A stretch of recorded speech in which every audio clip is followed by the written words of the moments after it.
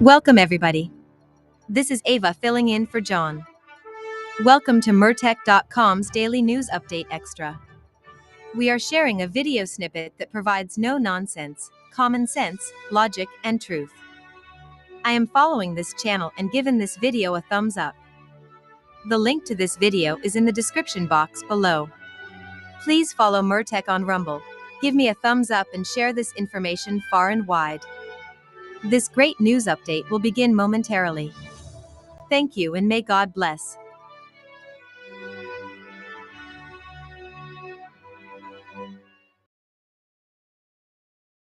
Deputy Assistant to the President and Senior Director for Counterterrorism, Dr. Sebastian Gorka.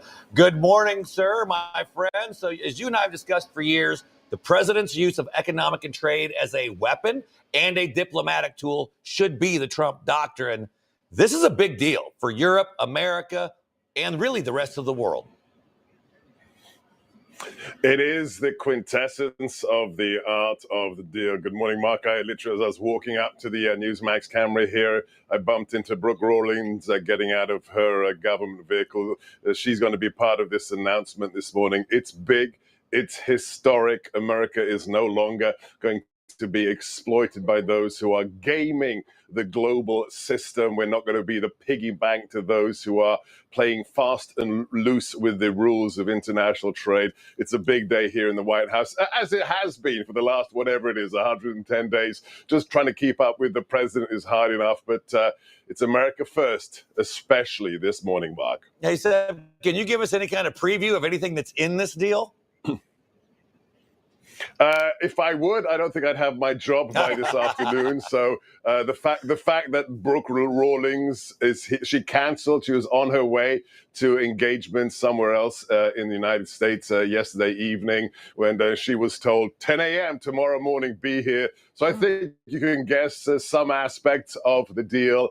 You can tell by my deep Alabamian accent that I'm super excited about this one, given where I was born, special relationships and everything else. The president has hinted enough, but let's just say that this is the beginning of a tsunami of similar announcements that are just going to make the economy of the first Trump administration, which was the biggest the world had ever seen, look small by comparison. So this is really a historic day here at the White House. Yeah, we'll be watching just a couple hours. Sir, the president deals with trade and tariffs. There's also the continuing war in the Middle East. Eastern Europe and now India and Pakistan fighting. What do you think needs to be done to get India and Pakistan to calm things down? Those are two nuclear powers fighting each other. Well, it's exactly what happened. I was here when that event occurred across the border in the line of control. I immediately was called to the Situation Room, a room Mark knows very well under the West Wing. I sat there literally next to the acting National Security Advisor, Marco Rubio, and the rest of the NSC team. He got on the phone immediately to the parties involved, to both the governments in Islamabad and the Indian government. And he just had a very simple message.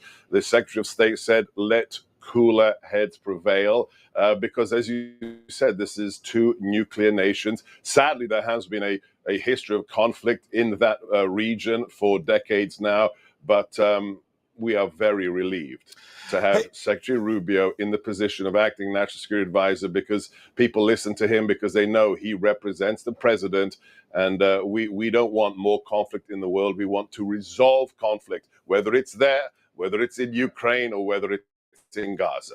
Yeah, Seb, before we go, I gotta get your take on this. It's May 8th. It's VE Day, Victory in Europe. The president wants us to celebrate America's great contribution to freeing Europe and freeing the world of fascism. Tell us what this moment should mean and why we need to celebrate more. Well, he's so right. That statement he gave yesterday during the presser, we celebrate our veterans, we celebrate the fallen, but what about the victory in World War II? Twice in the last century, we had to come to the aid of the European continent and save them. In 1917 with the doughboys, and then after 1941 with the GIs, with the Marines who landed in the Normandy beaches. Without America twice engaging to save the continent, it would look very different today, and they'd probably be speaking German all over that continent, and it wouldn't be a nation, it wouldn't be a series, a group of nations that were free. So let's celebrate what we did with our allies to bring victory against fascism in 1945. 80 years ago today. Yeah, such great points. Dr. Gorka, always great to see you. Thank you so much for joining us this morning. Information. Truth is freedom. Is Newsmax. It's real news for real people.